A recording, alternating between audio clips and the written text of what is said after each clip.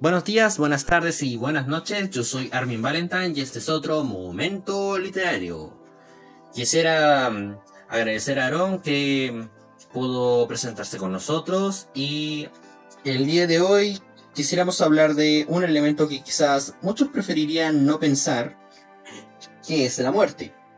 Y es entendible que este tema no siempre quiera tratarse, ya que sería muy raro que alguien dijera que disfruta de ver morir a otros. Ahora bien, dentro de los espacios de la ficción, que es lo que nos compete, son conocidas infinidades de muertes de sus respectivos personajes, tales como Dumbledore, Aslan, Boromir, personajes con los que más de uno ha creado un lazo, sintiendo en lo más profundo el peso de sus pérdidas. Por supuesto, dichas muertes se caracterizan por una variedad de momentos y elementos que compusieron sus escenas, las cuales resultan clave para la generación de un mayor o menor impacto en la audiencia. Esto haría la diferencia entre la muerte del Terminator de Destino Oscuro, que por cierto fue una decepción, y la muerte de Darth Vader en El Regreso del Jedi.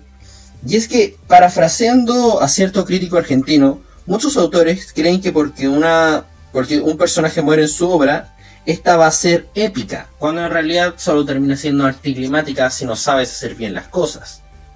Ahora, en este sentido, lo primero en discutir en esta sesión es el momento, la hora y en el lugar en que un personaje se despide, y todo lo ocurrido previamente para que esto suceda. Porque si tomamos, por ejemplo, la muerte de Erwin, para los fans de Shingeki, tenemos todo un proceso que es esta lucha a muerte contra el titán bestia, y una última jugada en la que sabe que no hay vuelta atrás, pero que está dispuesto a sacrificarse para alcanzar una victoria. Hay toda una construcción detrás de esa pérdida. Erwin no muere porque sí, él tiene un propósito y está dispuesto a seguirlo. Como diría en la misma canción, cruzando por ese camino sin final. O sea que al final, bueno, él fallece, enfrenta a este titán y le toca despedirse. Pero Aaron, por ejemplo, ¿qué muerte consideras que tuvo una buena construcción de su momento? Yo creo que, tomando en cuenta los clásicos de Disney, El Rey León.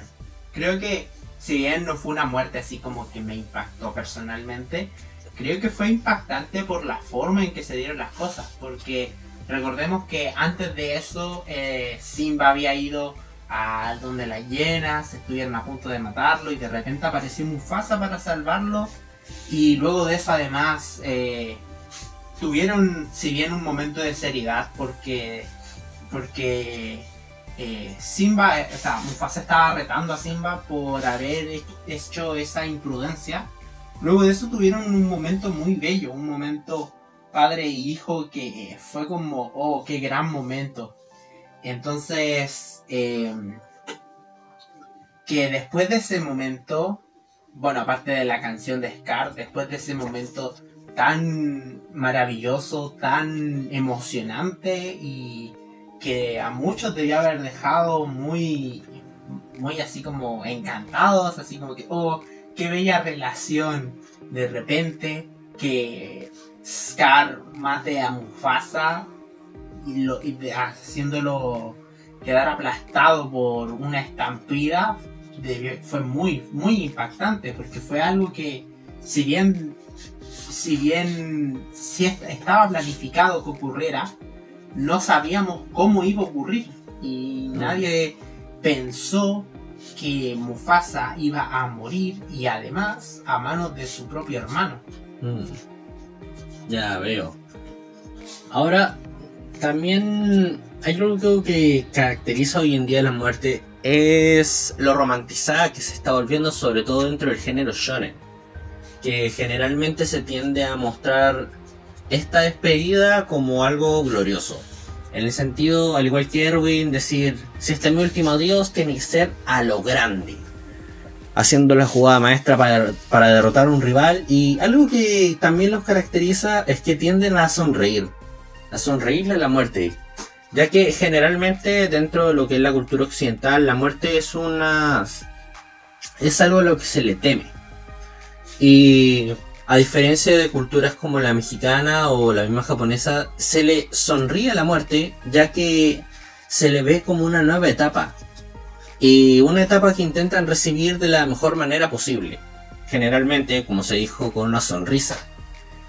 Esto me recuerda mucho a lo que fue el caso de Hiruzen en Naruto, la muerte del Hokage. Una muerte que, si hay algo que le reprocho, es que fue demasiado estirada, ya que la pelea entre Orochimaru y el tercer Hokage la transmitieron en simultáneo a la batalla que estaba teniendo el equipo 7 contra Gaara, liberando al demonio de arena.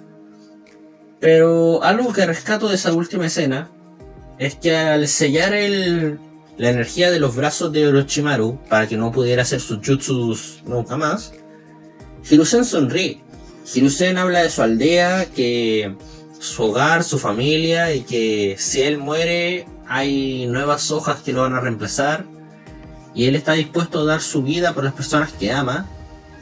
Y curiosamente se despide con una sonrisa, ya que dio todo lo que tenía que dar, y ahora se despide de las personas que ama para empezar esta nueva etapa. Y hay que admitir que la forma en que construyeron esa situación es bastante peculiar, ya que también Itachi, al morir en manos de Sasuke, también le sonríe y le dice: lo siento, pero no habrá una próxima vez. Y le dedica una última sonrisa, lo cual fue el puntapié inicial para este giro en la trama. Giro que tal vez fue bastante cuestionable, pero que digamos que Kishimoto lo hizo lo mejor que pudo.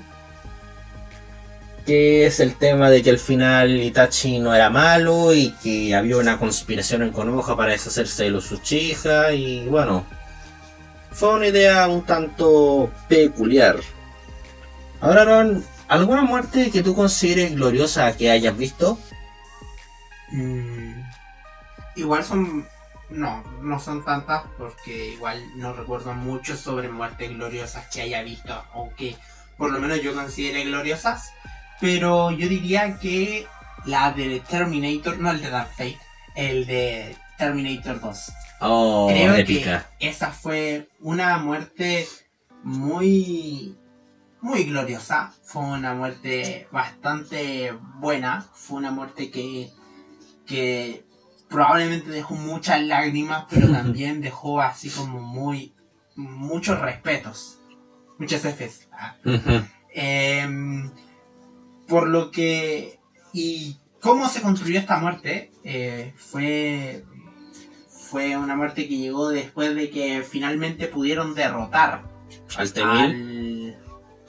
al hombre de Mercurio. Exacto. Y bueno, se supone que su misión era destruir Skynet, por lo tanto, su muerte fue gloriosa por el hecho de que él sabía de que debía morir. De que si quería cumplir su misión de salvar el mundo y evitar que Skynet apareciera, tenía que hacer ese sacrificio y tenía que destruir todo lo que Skynet tenía.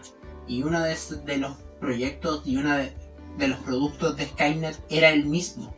Por lo tanto sabía que estando él ahí, Skynet no iba a morir nunca. Por lo tanto acepta ese sacrificio y decide morir. Eso yo creo que es uno de los aspectos que hace que una muerte pueda ser gloriosa. El hecho de que uno acepta que ese sacrificio podría traer su muerte, pero aún así estar dispuesto a hacerlo. Exacto. De hecho, si lo ves de esta forma, este tipo es exactamente lo mismo que plantea Erwin. Cuando le dice a toda su tropa que después de esta jugada no hay vuelta atrás, de que todos van a morir. Pero él les dice que la muerte va a tener un significado que alguien más le va a dar. Y les propone darle a esa gente un significado que valga la pena recordar. Este significado se puede aplicar en la forma en que luego de que el Terminator se sacrifica, John y su madre van a tener un nuevo futuro, así como toda la humanidad. Porque Dark Fate no cuenta. Dark Fate no cuenta. Fijamos que no existe Dark Fate. con esta nueva oportunidad la humanidad puede vivir una vida plena sin tener que perecer en este apocalipsis.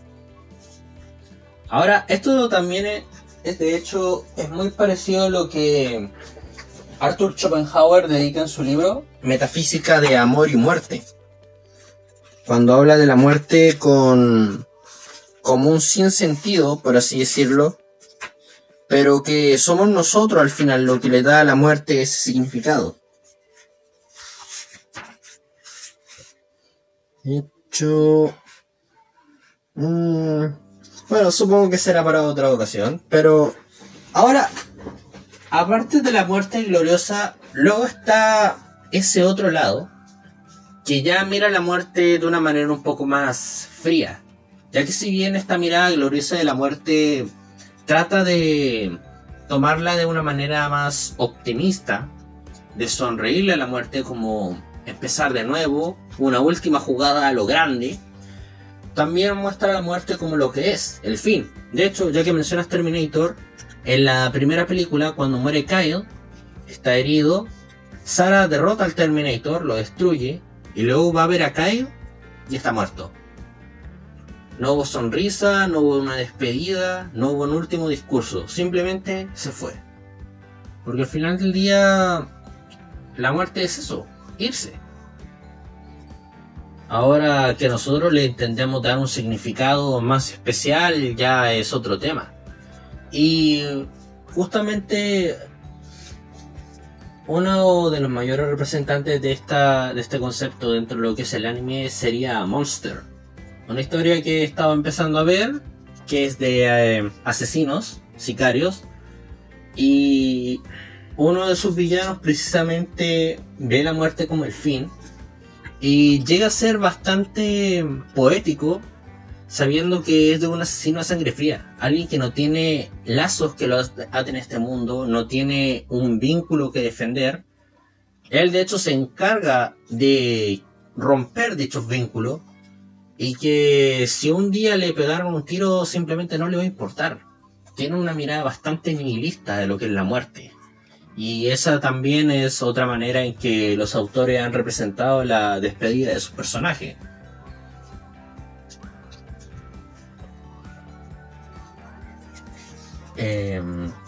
Bueno, te preguntaba, Aaron, que ¿conoces alguna otra muerte que se encaje en esta categoría?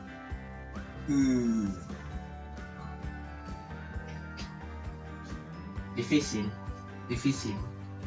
Pero por lo menos en las historias de Occidente no se suelen haber muertes así como frías, así como que, ya, te moriste.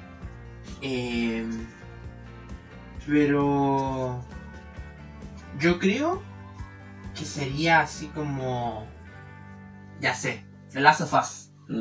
The Last of Us, ambos juegos, obviamente. Ambos juegos tienen esa muerte fría. Tienen esa muerte que es como que ya, filo, muere. Y de hecho, si uno se pone a pensar en The Last of Us, ninguna muerte es de esas muertes típicas de las historias de Occidente, que son así como exageradas en cierto sentido, trágicas, que son trágicas, que ven cómo van muriendo. En el caso de Mufasa, ven cómo van muriendo, y si bien después no responden, uno ve cómo va cayendo y termina con ese no gigante. Y no, The Last of Us no. The Last of Us, por ejemplo, la muerte de Tess, cuando le hace tiempo para que Joel y Ellie escapen, fue como que de repente estaban corriendo y disparo, y al volver encuentran el cuerpo de Tess muerta y después siguen huyendo. Entonces no fue, si bien hubo un discurso antes de que sucediera, no hubo un discurso durante el proceso en el que ella estaba muriendo. Entonces fue una muerte bastante fría, por así decirlo. Fue una muerte que sí encaja en esa categoría, y de hecho la mayoría de los personajes de The Last of Us simplemente mueren. no tienen el minuto de discurso de despedida y eso, y no, simplemente mueren.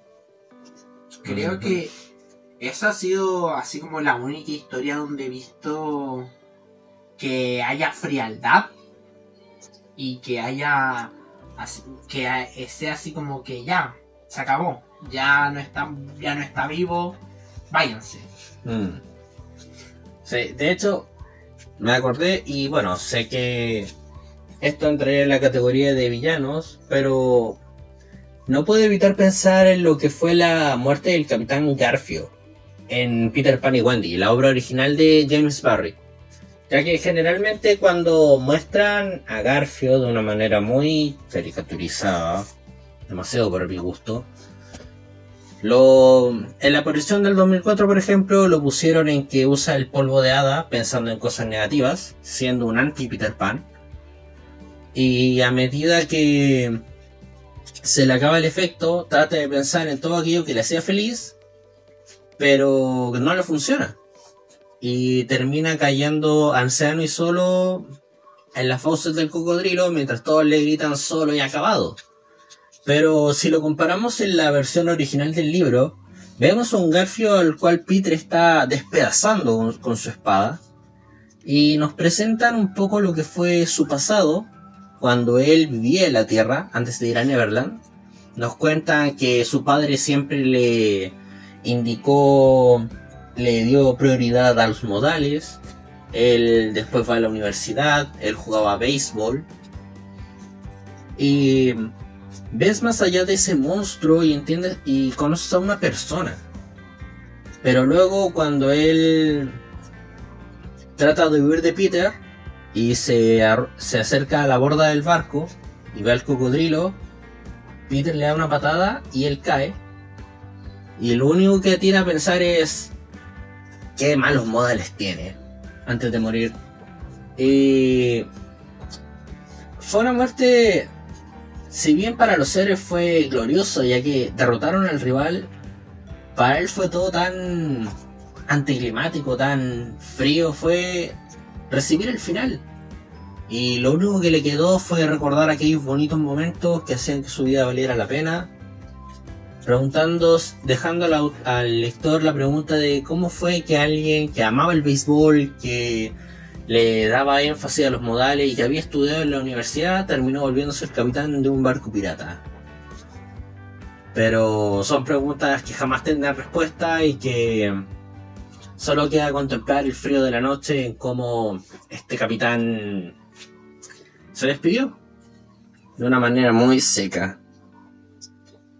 Ahora, algo que se asemeja a lo que es una muerte fría, una muerte en solitaria, como por ejemplo también la de Aioros de Sagitario, es alguien que muere en vano.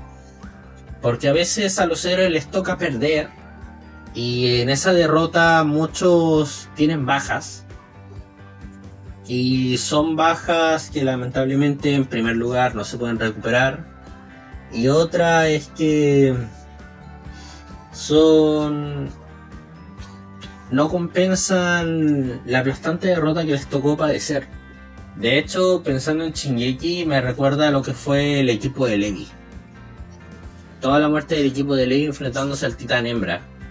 O sea, igual a largo plazo esa muerte no fue en vano, pero pensando en que se supone que hayan salido con toda la certeza de que la misión iba a ser exitosa, creo que sí se podría considerar una muerte en vano, porque al final, si bien después pudieron volver a Maria y la recuperaron por fin después de todo el avance que hicieron, creo que fue en vano por el hecho de que igual era un partido ganado. Era un partido ganado que perdieron por descuido, porque no sabían que había un titán hembra. O sea, tenían claro que habían traidores, pero no se esperaban eso. Nadie se lo esperaba. Y por eso, entonces, el hecho de que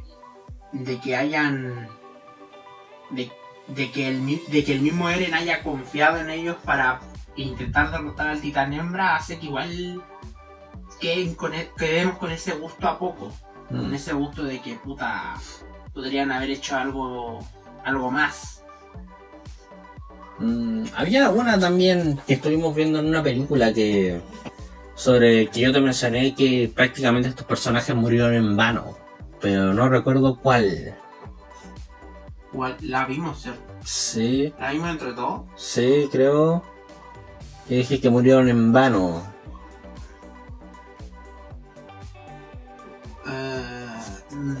No recuerdo.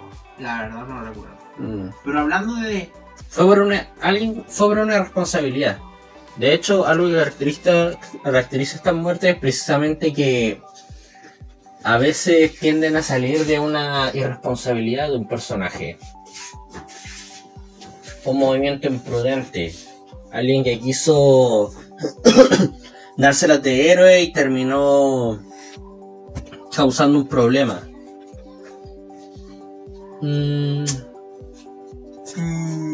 Si lo mencionas, si lo ves de ese modo, otra muerte en vano, que insisto, a largo plazo tal vez no fue, pero sí fue durante ese momento, fue la muerte de los Vengadores en Infinity War. Porque al final todo fue por irresponsabilidad de Quill, por haberle pegado a Thanos y haber hecho que se despertara. Exacto. Entonces todos los hechos que ocurrieron después de eso fueron lo que provocaron esta derrota de los héroes. Por lo tanto, esa también podría ser considerada como muerte en vano, porque igual también era un partido ganado. Lo tenían acorralado, estaban a punto de sacarle el guantelete y ya después sacarle la gema y, no sé, esconderla en algún lado. Pero perdieron por una irresponsabilidad de uno. Y por esa irresponsabilidad de uno, al final terminó pagando el pato la mitad del universo. Exacto. Ya me acordé. La muerte de Kenny y el ejército del faraón en Moisés y los 10 mandamientos. Sí. El hecho que literalmente Faraón sabía que ya no podía con el Dios de Israel. Lo habían dejado como un inútil 10 veces. Había perdido a su hijo en el proceso. Habían hecho pedazos la ciudad entera por su arrogancia. Y luego intenta hacerse el rudo, intentando atacar a Israel. Intenta cruzar el Mar Rojo. ¿Para qué? Para ver cómo sus tropas terminan siendo aplastadas por el agua. Y eso es lo más triste, que fueron por una causa perdida. Faraón sabía que lo iban a derrotar y aún así, por irresponsabilidad, arrogancia, necedad, él manda a su ejército y pierde por nada. Eso es una muerte complicada. Y justo ya que hablamos de Ramsés, hablemos un poco de lo que es la muerte de un villano. Que generalmente, si bien puede ser algo karmática, pero al mismo tiempo está ese lado B con el cual tú terminas empatizando.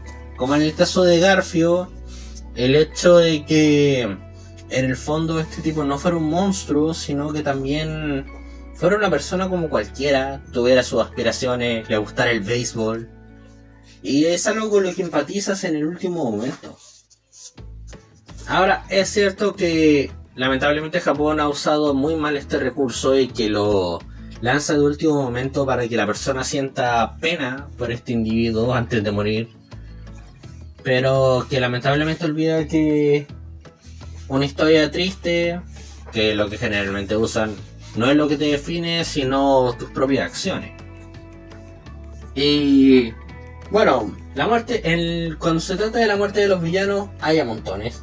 Esta sí que hay a montones. Tenemos la muerte de Voldemort, la destrucción del anillo de Sauron, la muerte de Gollum, que por cierto, en el caso de Gollum es particular, ya que al igual que en Requiem for a Dream nos refleja las consecuencias de las obsesiones, ya que tenemos a este bicharraco que recorrió toda la Tierra Media por un anillo que cayó al fondo de un volcán por ese anillo. Y que cuando el anillo es destruido, Gollum se consume en la lava con él.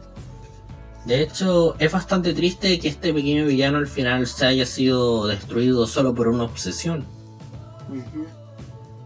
Porque... De hecho, si mal no recuerdo, no sé si será imaginación mía, pero si mal no recuerdo, lo último en destruirse es el mismo anillo. Y cuando ya Gollum está completamente muerto. Sí. Se hunde y al final el último que queda es el anillo. Y el anillo después se funde en el fuego. Sí, lo recordé bien. Sí. Entonces, igual, en ese sentido es como que, no sé, podríamos también considerarlo como una muerte en vano. Porque al final él murió por una obsesión. Murió porque sí, murió porque... O sea, no porque sí, sino que murió porque estaba obsesionado con este anillo y lo quería a toda costa. Entonces, al final, esa obsesión, y de hecho es como una muerte figurativa, de cómo al final nuestras propias obsesiones nos terminan consumiendo y consumiendo. Y en ese caso, si bien es una muerte literal, figurativamente también funciona como el punto de no retorno en el que esa obsesión te termina consumiendo por completo. Exacto. Igual bastante violento el hecho de que te convertiste en ceniza dentro de un volcán. Ajá. Esto nos lleva al siguiente tema, que son las muertes violentas. Que ahí nuestro querido amigo J.R.R. Martin es un experto. Es decir, ¿a quién le funden la cabeza con el oro de su propia corona? Es un sádico este amigo. Ahí ya entramos en todo lo que es el tema del morbo de un escritor. El hecho de querer ser lo más explícito y edgy a la hora de retratar una muerte, que de cierta forma le da un toque, siempre y cuando sepas qué historia estás contando. Generalmente todo lo que es la fantasía oscura es bastante común ver estas muertes grotescas y duras. Tokyo Ghoul, la misma Shingeki. Porque ahora que hablamos de Shingeki, podemos hablar de Mike, ¿no? Sí. Devorado por esos titanes. Y ni siquiera fue por uno, fueron por varios que varios titanes lo mordieron como... por varios lados, y el último que le arranca la cabeza. Oh. Y después con el tronco de su cuerpo siguieron jugando así como intentando comérselo. Entonces fue una muerte muy muy grotesca. Exacto. De hecho, generalmente en el cine de clase B se suele jugar con las muertes grotescas, ya que tienen ese espacio para experimentar, para probar ideas que otros no te van a permitir. Y nuestro amigo favorito, nuestro director favorito de muertes gore, Quentin Tarantino. El hombre de los litros de sangre. Qué manera. La muerte, los 88 locos. Qué manera de dejarle embarrada. Exacto. Bueno, aunque mataron como 20 y los otros quedaron desmembrados. Sí. Y a uno solamente le cortaron la espada y le pegaron con la espada en el trasero. Cabro chico. Y en sí esas muertes fueron las muertes de, sobre todo en lo que es Kill Bill, son muy violentas. Como por ejemplo la muerte de una de las guardaespaldas personales de Lucy Liu, que... Orenishi. De Orenishi. Esa cabra que era como... La Gogo. Gogo, exacto. La muerte de Gogo, que estaba a punto de matar a Beatrix. A Beatrix asfixiada con unas cadenas, y de repente saca una pata de una silla y se la entierra en la cabeza y por la parte de atrás, y termina con llorando sangre. Oh, sí. Fue muy violenta y fue muy grotesca, y creo que esa película, y por lo general las películas de Quentin Tarantino, tienen ese toque de muertes violentas tan increíble que creo que una de las sadismo, esa es la palabra que el busca. sadismo, exacto. Y creo que las muertes sádicas son las que más morbo atraen. De hecho, ahora que lo recuerdo, había una vez en Hollywood sí, que tienen eso mismo te iba a decir. muertes. Ese último movimiento, Las muertes de esa película son muy sádicas y sobre todo la del lanzallamas. lanzallamas. Fue una escena súper random, pero de verdad le dio un toque. Sí. O sea, después de que le dieron una golpiza, la dejaron ciega con una lata de almuerzo, el perro la mordió, el pitbull va y la muerde, fue... Y la otra, la que le hicieron la llamada telefónica. Ah, sí, eso también. Pero eso fue más como una muerte más graciosa, por así Chistosa. decirlo. Una muerte Pero- irónica. Pero igual fueron muertes muy violentas. Ahora, y eso que no has visto El Vengador Tóxico, ahí sí que se pusieron hardcore, que esa es del cine clase B. Una película que vi en mi trabajo hace tiempo atrás, a la que le debo una reseña, que nos habla de un hombre que cayó en un tanque de desechos tóxicos y se convirtió en un mutante superpoderoso. Entonces este se convirtió en un justiciero. Y pequeño spoiler, una banda intenta asaltar un local de comida rápida y el Vengador lo defiende. Y entre esas, en la lucha, agarra al tipo, lo mete a la cocina, le agarra la mano y se la mete en la freidora con el aceite hirviendo. Y después cuando le fría ambas manos, agarra el tipo de la cabeza y... Y el efecto que usaron fue tan grotesco, de verdad parecía que a la mano lo hubieran hecho nugget. A ese nivel. Y es gracioso que con solo un poco de stop motion y efectos visuales sumamente básicos, incluso para la época, hablamos de los años 70 y 80, y con algo tan básico, prácticamente con el vuelto del pan, sacaron una historia que es sumamente alocada, sumamente increíble. Ahora, por otro lado, ya pasando al tema de la comedia, tenemos todo lo que es la ironía en la muerte. Y generalmente se presta para situaciones cómicas, como lo que fue Había una vez en Hollywood, que intenta tocar ese morbo y nos pone en una situación tan sin sentido que en lugar de sentirnos horrorizados ante esta muerte, termina siendo gracioso. Eso me recordó a Destino Final 4. Sí. Y de hecho, ahora que lo analizo mejor, tiene mucha ironía de por medio. Por el hecho de que él era el tipo uno de los tipos que muere es una persona racista. Es una persona que le tiene mal a los negros y que cada rato los trata de hacerlo sentir una basura. Exacto. Y saben, fue muy irónico por no precisamente el cómo murió, sino con la canción con la que murió. ¿Por qué no hacemos amigos en español? Exacto, why can't we be friends? ¿Por qué no podemos ser amigos? Es irónico por el hecho de que es como que la misma muerte le pregunta, flaco, ¿por qué no podías ser amigo de los negros? Y lo termina matando. Exacto. En ese sentido, ahí estuvo muy bien planteada la ironía. El hecho de que al final haya muerto con esta canción que constantemente dice esa frase, el por qué no podemos ser amigos. De hecho, si pudiera tener el significado completo de la canción, sería así como un muy buen tema para analizar sobre esa muerte y sobre lo que significó para ese momento y lo irónica que fue. Pero por ahora no. Sí, Probablemente en el futuro. Posiblemente. En mi canal. En su canal. Hablando weas, se los voy a recomendar y les dejaré el link en la descripción.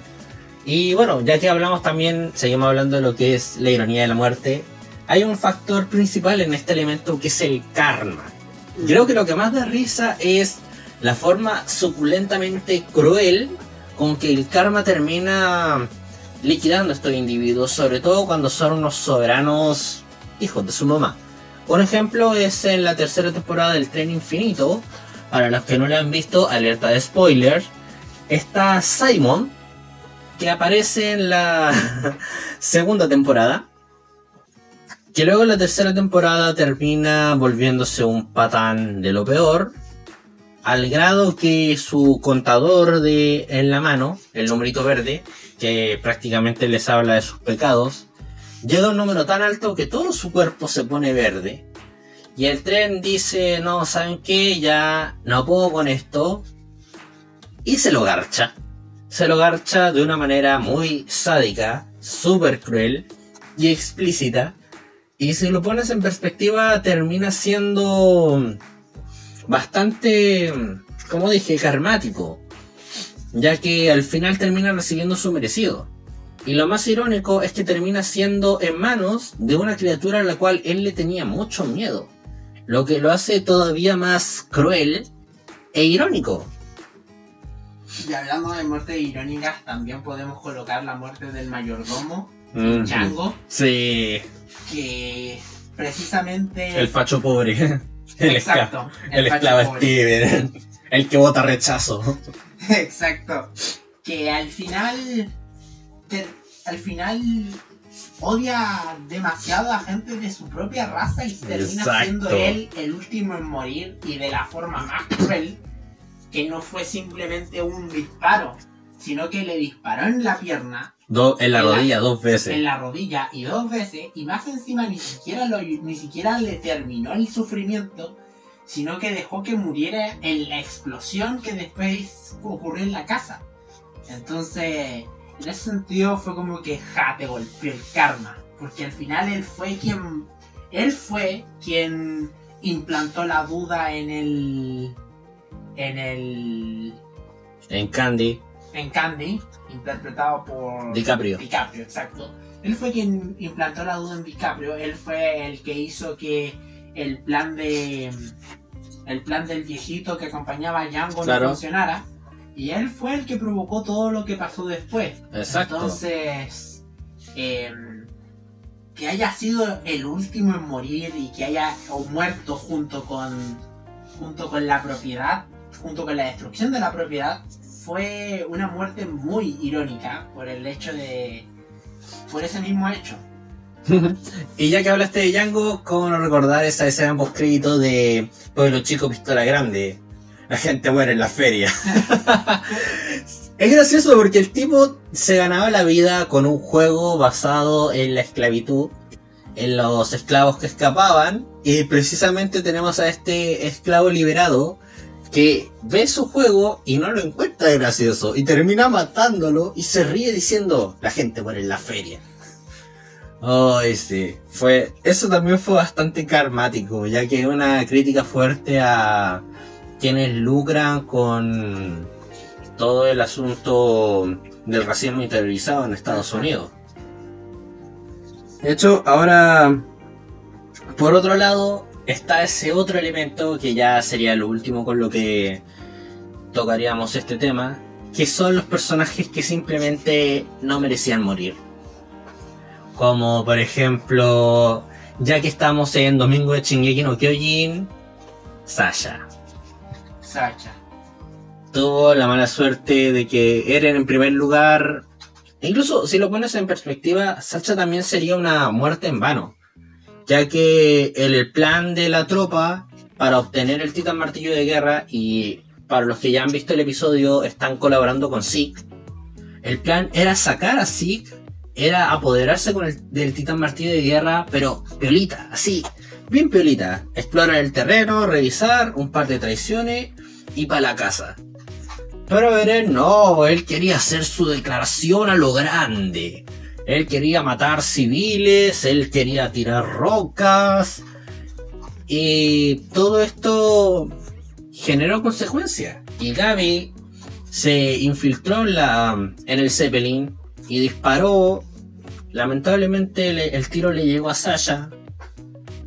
Y todo porque Eren no fue capaz de mantener un perfil bajo. O sea, estábamos en la guarida de los lobos. No podían hacer algo tan monumentalmente grande sin haber consecuencias. Y Sasha, lamentablemente, fue una consecuencia. Otra muerte que creo que no la merecía fue Cedric. Yo estaba pensando en lo mismo. Cedric, al final, por quien iban era por Harry, por eso lo metieron al torneo, por eso dejó de ser el torneo de los 3 magos. Y pasó a ser 4. Por eso hicieron todo lo posible para que continuara en esa competencia y bueno, al final Cedric murió por nada, o sea, Cedric murió por mala suerte. Exacto.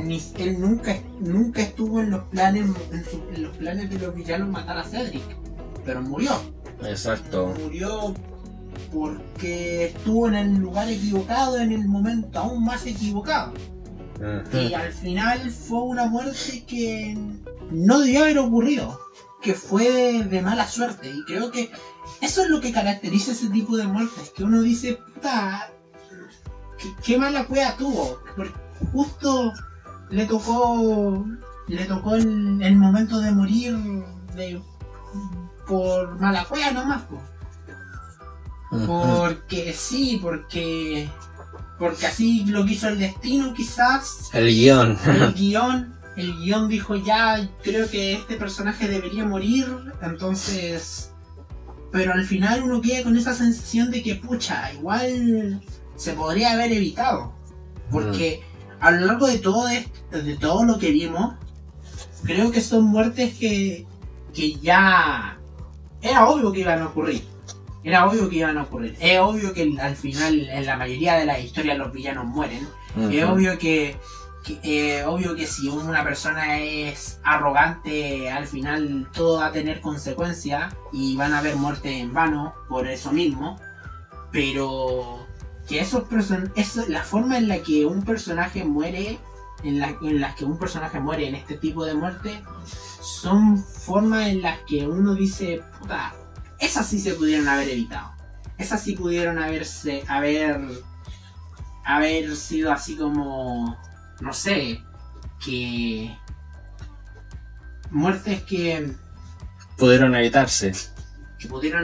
No sé cómo seguir complementando eso, pero es que básicamente es eso. Son muertes que uno piensa que pudieron haber ocurrido otras cosas. Pudieron haber hecho otras cosas para evitar que esto ocurriera, pero también tampoco esos personajes sabían que aquel hecho iba a ocurrir. O sea, nadie sospechaba que Eren iba a hacer su super entrada, nadie sospechaba de que iba a estar Voldemort al final del camino, nadie lo sospechaba. Y al final esas muertes fueron por eso, porque como no sospechaban de lo que lo que deparaba el futuro, terminaron muriendo por mala cueva, por mala suerte. Sí, bastante. Bueno, con esto ya estaríamos en las últimas. De aquí podríamos concluir que para construir una muerte, en primer lugar hay que considerar el momento y el sitio para que esto ocurra, ya que si no tienes una preparación para el lector, posiblemente no lo tomen muy bien. Asimismo, como esta puede tener muchos matices dependiendo de la intención que el autor quiera entregar. Oh, cierto, antes se me olvidaba, las muertes que de por sí fueron malas muertes, en el sentido de que fueron mal administradas. Un ejemplo que estaba pensando y que ya llevo en el alma, que fue la Cuarta Guerra Shinobi, la muerte de Neji. En serio, teníamos un personaje con el mayor potencial de desarrollo, un individuo que pasó de la arrogancia a la humildad, que fue madurando y entendiendo que no todo es blanco y negro, y que muere solamente para que su primita se case con su mejor amigo. Y es como tan... Dale, Kishimoto, un poquito de amor propio no mata a nadie. En serio, de verdad, fue tan humillante el hecho que otra muerte mala, malísima, o sea, hubiese preferido que cualquier otro personaje hubiera sido el muerto en vez de ella. Marina, de Élite, de verdad, no vi solo 2 capítulos de esa serie porque se me hace una serie insoportable, pero siento que la cosa más imperdonable de Élite es que ella haya sido el personaje muerto. Lo hubiese creído si cualquiera de los otros se hubiese muerto, de verdad. No me hubiese sorprendido. Yo también quiero matar a casi todos los personajes de esta serie. Pero que justo el personaje más bueno, el que estaba investigando un caso de corrupción de su propia familia, arriesgándose a todo, haya sido el que se muriera. Entonces, creo que fue muy estúpido. Sí, sabemos qué pasó con Neji, solo para forzar un chip. Y creo que lo peor es que Kishimoto intenta justificarlo y deja mal la embarrada. Porque en ese momento Hinata lo sostiene y le dice por qué. Y Neji le dice: porque por primera vez en mi vida estoy haciendo algo por voluntad propia. Ya, pues weón, en serio, fuérzate. Por voluntad propia te convertiste en el mejor shinobi de tu clan. Por voluntad propia te aprendiste las técnicas más rotas de tu clan. Por voluntad propia le partiste la madre a la principal jefa del clan. ¿Y me estás diciendo que esta es tu primera vez? No, ya, aburrete, Kishimoto. La verdad es que siento que ese tipo de muertes son como son humillantes. Son anticlimáticas. Son humillantes en realidad. Como que son muertes con las que el autor, pareciera que los autores se burlan de los personajes, de los espectadores. Así como diciendo: ¿te gusta este personaje? ¿No veis que está súper bien desarrollado? ¿Te cuento un secreto? Él es el muerto. Sí. Así es como Isayama. Algunos le sean Isayama con eso. De que prácticamente casi todos sus personajes se mueren, pero en Isayama se justifica ya que en la práctica es una guerra y... es una guerra, lamentablemente hay bajas. Pero en el caso de Kishimoto, la forma en que lo plantea fue rastrera. Algo similar pasa con Krillin, que prácticamente ya su muerte se volvió un meme. Sí. Al final es como que ya, ok, ¿cuándo muere Krillin?